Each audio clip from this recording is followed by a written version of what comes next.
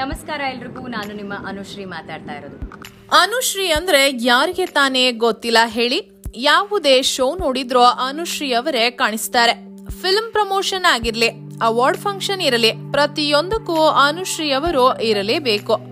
ಅಷ್ಟೊಂದು ಡಿಮ್ಯಾಂಡ್ ಇದೆ ಅನುಶ್ರೀ ಅವರಿಗೆ.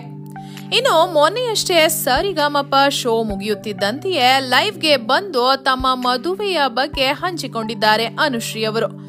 ಇನ್ನು ಮದುವೆ ಗಂಡು ಯಾರು ಗೊತ್ತಾ? ಆ ಸಂಪೂರ್ಣ ವಿವರವನ್ನು ನೋಡುವ ಮುನ್ನ ನಿಮಗೂ ಕೂಡ ಅನುಶ್ರೀ ಅವರ ಆಂಕರಿಂಗ್ ಇಷ್ಟ ಅನ್ನೋ ಹಾಗಿದ್ರೆ ಈ ವಿಡಿಯೋವನ್ನ ತಪ್ಪದೆ ಲೈಕ್ ಮಾಡಿ ಸ್ನೇಹಿತರೆ. ಇನ್ನು ಅನುಶ್ರೀ ಅವರು ಆಂಕರಿಂಗ್ ಮಾಡಿದ ಮೊದಲ ಶೋ ಯಾವುದು ಅಂತ ನಿಮ್ಗೆ ಗೊತ್ತಿದ್ರೆ ತಪ್ಪದೆ ಈ ಕೂಡಲೇ ಕಮೆಂಟ್ ಮಾಡಿರಿ. ಅನುಶ್ರೀ ಅವರು ಕನ್ನಡ ಸಿನಿಮಾ ರಂಗದಲ್ಲಿ ಹೆಸರು ಮಾಡಬೇಕಂತ ಫಿಲ್ಮ್ ಇಂಡಸ್ಟ್ರಿಗೆ ಬಂದರು. ಆದರೆ ಮೊದಲು ಚಾನ್ಸ್ ಸಿಗದ ಕಾರಣ ಟಿವಿ ಇಂಡಸ್ಟ್ರಿಗೆ ಕಾಲಿಟ್ಟರು. ಲೋಕಲ್ ಟಿವಿ ಚಾನೆಲ್ಗಳಲ್ಲಿ ಪ್ರಸಾರವಾಗುವ ಟೆಲಿ ಅಂತ್ಯಾಕ್ಷರಿ ಕಾರ್ಯಕ್ರಮದೊಂದಿಗೆ ಅನುಶ್ರೀ ಅವರು ತಮ್ಮ ಟಿವಿ ಪಯಣವನ್ನು ಶುರು ಮಾಡಿದರು. ಆನಂತರ ಟಿವಿ ಕನ್ನಡದ ಫೇಮಸ್ ಶೋ ಆದ ಡಿಮ್ಯಾಂಡ್ ಅಪೋ ಡಿಮ್ಯಾಂಡೋನಲ್ಲಿ ತುಂಬಾ ಜನಪ್ರಿಯವಾದರು. ಅಲ್ಲಿಂದ ಅನುಶ್ರೀ ಅವರ ಲೈಫೇ ಬದಲಾಯಿತು ಅಂತ ಹೇಳಬಹುದು. ಆನಂತರ ಚಿನ್ನದ ಬೇಟೆ, ಸರಿಗಮಪ, ಕಾಮಿಡಿ ಕಿಲಾಡಿಗಳು, ಡಾನ್ಸ್ ಕರ್ನಾಟಕ ಡಾನ್ಸ್ ಸೇರಿದಂತೆ ಹಲವು ಶೋಗಳಲ್ಲಿ ಅನುಶ್ರೀ ರವರೇ ಆಂಕರ್ ಆಗಿದ್ದರು. ಇದರ ಮಧ್ಯದಲ್ಲೇ ಕನ್ನಡದ ಬಿಗ್ ಬಾಸ್ ಮೊದಲ ಸೀಸನ್ ನಲ್ಲಿ ಅನುಶ್ರೀ ಅವರಿಗೆ ಚಾನ್ಸ್ ಕೂಡ ಸಿಕ್ಕಿತು. 100 ದಿನಗಳ ಬಿಗ್ ಬಾಸ್ ಪಯಣದಲ್ಲಿ ಬರೋಬ್ಬರಿ 76 ದಿನಗಳ ಕಾಲ ಅನುಶ್ರೀ ಅವರು ಬಿಗ್ ಬಾಸ್ ಒಳಗೆ ಇದ್ದರು. ಬಿಗ್ ಬಾಸ್ ನಿಂದ ಹೊರಬರುತ್ತಿದ್ದಂತೆಯೇ ಅವರಿಗೆ ಮೂವಿಗಳಲ್ಲಿ ಆಫರ್ಗಳು ಬರಕ್ಕೆ ಶುರುವಾಯಿತು.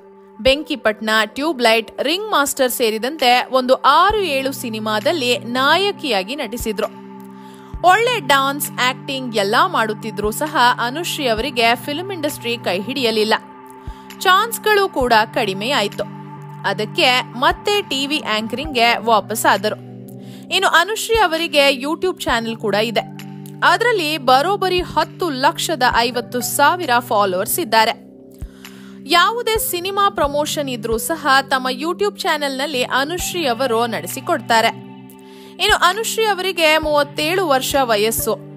ಇಷ್ಟು ವಯಸ್ಸಾದ್ರೂ ಕೂಡ ಅನುಶ್ರೀ ಯಾಕೆ ಮದುವೆ ಆಗಿಲ್ಲ ಎಂಬುದು ಹಲವರ ಪ್ರಶ್ನೆ. ಇದಕ್ಕೆ ಮುಖ್ಯ ಕಾರಣವೇನೆಂದ್ರೆ ಅನುಶ್ರೀ ತನ್ನ ತಾಯಿ ಮತ್ತು ತಮ್ಮನ ಜೊತೆ ಇರುತ್ತಾರೆ. ಚಿಕ್ಕ ವಯಸ್ಸಿನಲ್ಲೇ ಅನುಶ್ರೀ ಅವರ ತಂದೆ ಅವರನ್ನ ಬಿಟ್ಟು ಹೊರಟು ಹೋದ್ರು. ಕಷ್ಟಪಟ್ಟು ಅವರ ತಾಯಿಯೇ ಅನುಶ್ರೀ ಮತ್ತು ಅವರ ತಮ್ಮನನ್ನು ಓದಿಸಿದ್ರು. ಆಗ ತಾಯಿಗೆ ಸಹಾಯವಾಗಲೆಂದು ಕೇವಲ 16 ವರ್ಷ ವಯಸ್ಸಿನಲ್ಲೇ ಕೆಲಸ ಮಾಡಲು ಶುರು ಮಾಡಿದ್ರು ಅನುಶ್ರೀ ಅವರು. ಹೌದು ಸ್ನೇಹಿತರೆ, ಸ್ಕೂಲ್ ಮುಗೀತಿದ್ದ ಹಾಗೆ ಶೋಗಳಲ್ಲಿ ಆಂಕರಿಂಗ್ ಪ್ರಾರಂಭಿಸಿದ್ರು ಅನುಶ್ರೀ ಅವರು. ಅಲ್ಲಿಂದ ಹಂತವಾಗಿ ಬೆಳೆದರು. ತನ್ನ ಸ್ವಂತ ದುಡಿಮೆಯಲ್ಲಿ ಬೆಂಗಳೂರಿನಲ್ಲಿ 2 ಅಪಾರ್ಟ್ಮೆಂಟ್ ಮತ್ತು ಒಂದು ಮನೆಯನ್ನು ಕೂಡ ಖರೀದಿಸಿದ್ದಾರೆ.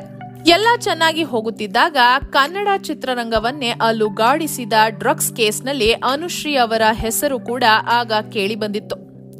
ಅನೇಕ ಬಾರಿ ಪೊಲೀಸರ ಮುಂದೆ ಹಾಜರಾಗಿ ನಾನು ಯಾವುದೇ ತಪ್ಪು ಮಾಡಿಲ್ಲ ಎಂದು ಅನುಶ್ರೀ ಅವರು ಹೇಳುತ್ತಿದ್ರು.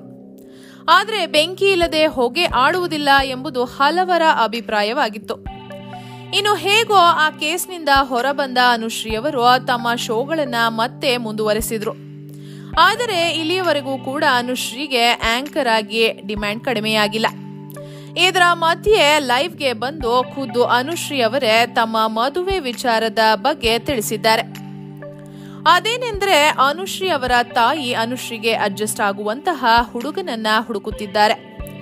ಕೆಲವು ಬಾರಿ ಮದುವೆ ಗಂಡು ಅನುಶ್ರೀ ಇಬ್ಬರು ಕೂಡ ಒಪ್ಪಿದರೂ ಸಹ ಜಾತಕಗಳು ಹೊಂದಾಣಿಕೆಯಾಗುತ್ತಿರಲಿಲ್ಲ. ಜಾತಕಗಳು ಹೊಂದಾಣಿಕೆಯಾದಾಗ ಅನುಶ್ರೀ ಮದುವೆಯ ಬಳಿಕ ಕೆಲಸಕ್ಕೆ ಹೋಗಬಾರದು ಎಂಬ ಕಂಡೀಷನ್ಗಳು ಬರುತ್ತಿದ್ವು. ಈ ರೀತಿ ಹಲವು ಕಾರಣಗಳಿಂದ ಮದುವೆ ಸೆಟ್ ಆಗಿರಲಿಲ್ಲ. ಇನ್ನು ಅನುಶ್ರೀಗಿರುವ ಒಂದೇ ಒಂದು ಬೇಡಿಕೆ ಏನೆಂದ್ರೆ ಮದುವೆಯಾದ ಮೇಲೂ ಕೂಡ ತನ್ನ ತಾಯಿಯನ್ನು ತನ್ನೊಟ್ಟಿಗೆ ಇರಿಸಿಕೊಳ್ಳಬೇಕೆಂಬುದೊಂದೇ ಅವರ ಡಿಮ್ಯಾಂಡ್ ಆಗಿತ್ತು. ಈಗ ಈ ಡಿಮ್ಯಾಂಡ್ ಅನ್ನು ಕೂಡ ಒಪ್ಪಿಕೊಂಡಿರುವ ಗಂಡು ಸಿಕ್ಕಿದ್ದಾರೆ. ಇದೇ ತಿಂಗಳಲ್ಲಿ ತಮ್ಮ ಮದುವೆ ದಿನಾಂಕವನ್ನು ಹಾಗೂ ಹುಡುಗನ ಬಗ್ಗೆ ತಿಳಿಸೋದಾಗಿ ಅನುಶ್ರೀ ರವರೇ ಹೇಳಿದ್ದಾರೆ.